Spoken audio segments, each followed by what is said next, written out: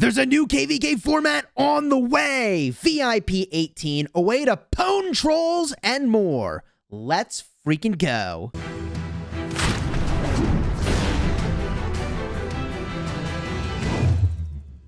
Hello my friends and welcome back. I'm Chisgule Gaming, and in this video, sponsored by the makers of Rise of Kingdoms, we're going to go over these sick patch notes, which include some details about a new version of KvK. You can find this yourself on Facebook in-game, but let's review it because there is some really important stuff in here. First up, Lost Kingdom, March of the Ages coming soon.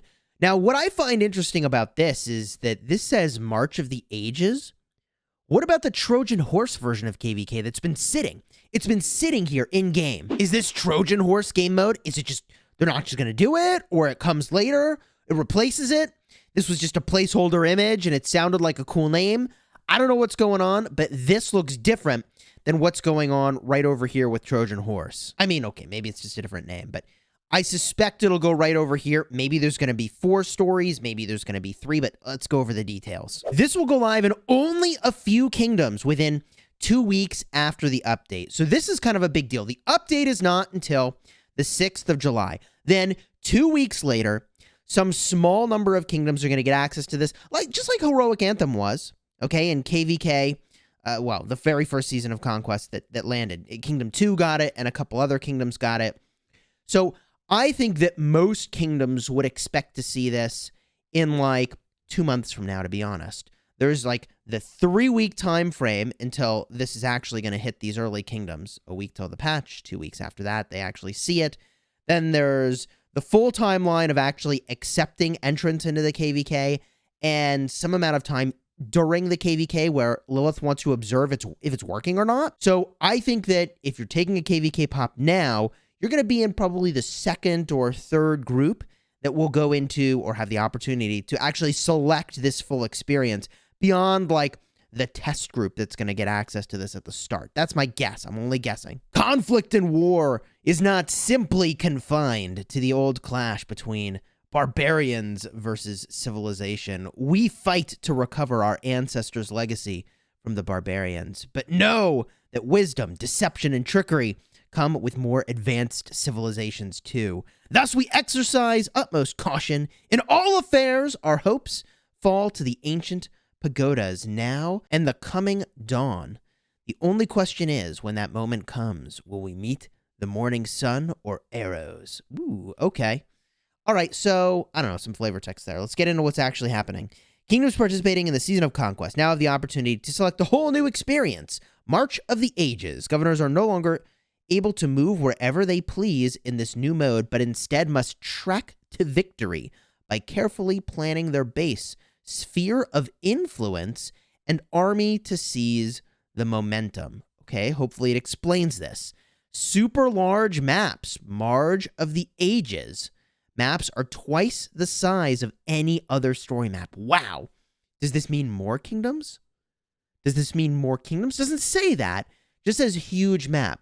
Ancient pagodas. Governors are no longer free to move their cities wherever they will. I mean, we weren't before. You had to go and teleport onto territory only. But what are they saying here?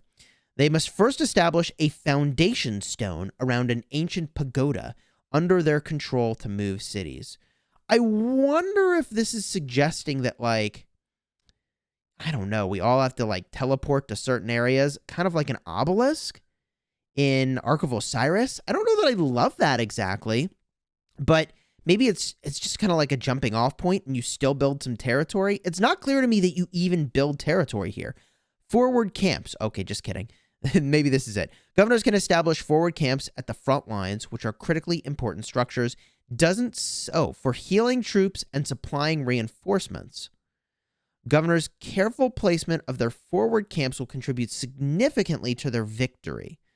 So it's going to be used to heal troops and supply reinforcements. Okay, doesn't necessarily mention you can teleport there, but supply radius. The supply radius is an area centered around a governor's city or forward camps for garrison troops and hugely impacts your troops' ability to do damage. Governors should try to limit their engagements to within the supply radius as much as possible to ensure troops can deal full damage. So it sounds like the map is huge, but you can only be effective in so many places at once.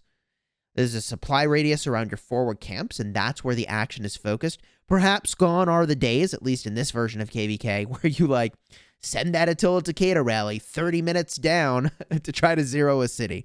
Whatever. Derelict passes. The map is scattered with abandoned passes so derelict that they're impossible to control or traverse. This throws a chaotic element into the mix for every kingdom. At the beginning, each faces a different set of strategic choices, and governors must proactively plan and discuss how to overcome such challenges. So it sounds like your ability to actually move through the map is limited, which could kind of suck. And I also am not sure if this means that, like, a chaotic element is this random for every starting zone, which I also don't love. Like, I like the puzzle idea, but I also like the idea of kind of equal, like, fairness across all camps, so no one war camp gets kind of, wrecked because of the map design. So I guess we'll see how that set of choices actually works, how that really works out. Like, does one war camp randomly benefit? Like, that would actually kind of suck. This is really just a teaser, and we will make sure to have an account in this version of KvK so you can see everything the second that it lands. Subscribe if you're interested in that, and if you're getting value out of this video so you don't miss a darn thing, and throw a like on here. The Champions of Olympia improvements. So a lot of people made suggestions. They're starting with some basic stuff, in my opinion. They're modifying the colors so that you're always blue and the enemy's always red. That is intuitive. Governors can now tap to like and befriend other governors from the results screen. I don't know if people are really doing that, but okay. Spawn zones have shorter recovery times versus the replenishment points. That's nice. Your starting zone will replenish you faster. So if your march gets destroyed or killed, I mean, it might not be as bad now. Like, you might respawn pretty quickly, but back in the starting zone. I mean, this honestly could pretty significantly change the meta for Champions of Olympia. Governors can now tap and hold over an empty space on the battlefield to command their troops to march there. That's fine. Governors can tap in the map in the top right corner to issue orders, and the power of damaging skills on the battlefield will now change with the strength of the casting troops. I don't exactly know what that means. Maybe that has to do with the amount of troops that you have, and it wasn't doing that before for some of your skills. I guess what this doesn't have is a couple things I really wanted to see. A competitive game mode. I really wanted to see more of those different, like, classes and skill sets show up to be able to, see what those look like. So maybe those will show up too, and they just aren't part of the patch notes. That's actually conceivable, but I'd like to see continued changes to this game mode to make it into something really competitive that people want to play in an ongoing basis. Now, a few other optimizations, but there's big stuff in here. A certain ratio of troops that got killed during the Lost Kingdom event prior to Season of Conquest will also be returned after the end of the event. What I think this is saying is that KvK Seasons 1 through 3 are now going to have the sort of equivalent of a Hall of Heroes and return some amount of troops back to you, which makes a ton of sense. KvK Seasons 1 through 3 are so fast-paced, like, you don't have time to recover your troops. It's out of control. What I don't think this is saying is that people who did those versions of KvK before the existence of troop return, I mean, I don't think we're getting any troops back. That would be Lilith's greatest gift ever provided. I don't think that's actually going to happen. I just think that moving forward, I'm just interpreting this, but moving forward, people will probably get their troops back, some percentage of them, from KvK Season 1 through 3. It doesn't say what that ratio is. 50% seems reasonable, but I guess they'll decide. We've added a new Alliance log feature to make it very easy to check Alliance events, members, battle information, and so on. Okay, love the addition of controls for Alliance leaders. VIP 18 is going to be, wow, VIP 18 officially released with new exclusive buffs and VIP special bundles. We'll go in game in just a moment to talk about what I think VIP 18 could have. That's pretty hype. We imposed a numerical cap on ability of governors to enter new kingdoms using the beginner's teleport to help foster a better player experience and ecosystem within such kingdoms. RIP jumper groups. I'm not saying you can't have a jumper group. I think what they're saying is they're going to control the size of those jumper groups. And I mean, from the perspective of somebody who, like, just downloads the game and has no clue how to play, like, they're just going to get straight pwned by a jumper group every single time unless they join that group.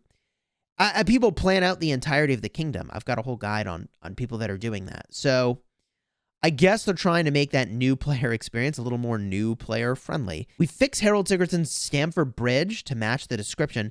Note its strength in combat remains unchanged. You know, it always terrifies me when the descriptions don't match the functionality, but maybe that's fine. Improve the readability of Bastion Quest rules and descriptions, fine. Added the new king skill, Exile. Wow, this is great. If it does what I think it does, a city within an active peace shield will be forced to randomly teleport to their initial province. If the city does not have a peace shield, then they take 5% increased damage for the next 30 minutes. So basically, I think what this is saying is that you get teleported to Zone 1. If you're a troll who's just sitting there and eventually you're going to break the kingdom's rules, the king can just be like, bye, see you in Zone 1. Good luck doing anything relevant to anybody. I love this. This is great. Now, if you're not in a peace shield, your city takes 5% more damage. So this only really stops people who don't have a way to get back to Zone 3, because you can just teleport right back. It doesn't say you can't go back to the zone you were in. So what it's doing is dealing specifically with trolls. And man, let me tell you, there are some trolls that have this ability's name written all over it, baby. I'm just saying. This king skill is going to get some use. Woohoo! I'm pretty hyped for this. Let me jump in game, talk about VIP 18. Now, they said they're adding some new buff effects, I think, which is pretty cool. I mean, there's a bunch of things that would be amazing for VIP 18.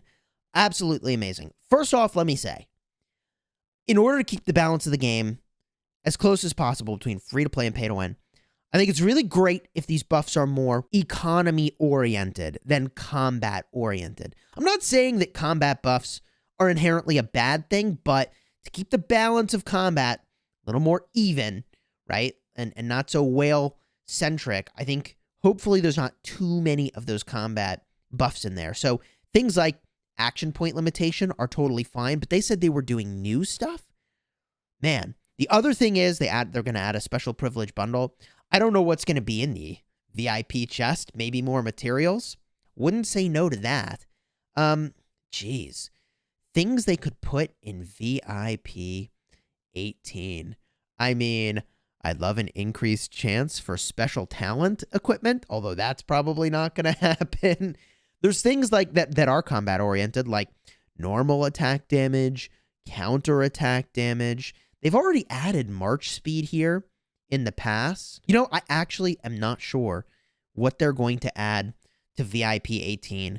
I would honestly be happy with like healing speed, resource cost reduction on healing troops would be perfectly fine. I'd be pretty hyped about that. I don't know. If you've got ideas for VIP 18, let me know down below in the comments. And if you enjoyed this video, throw a like on here and subscribe so you don't miss a thing. We're going to cover all of this stuff as soon as it lands. When the patch lands, we're going to talk about it. When the KvK opens, we're going to go to that kingdom. We're going to play in it. So throw a like on here, subscribe, and I'll see you in those videos.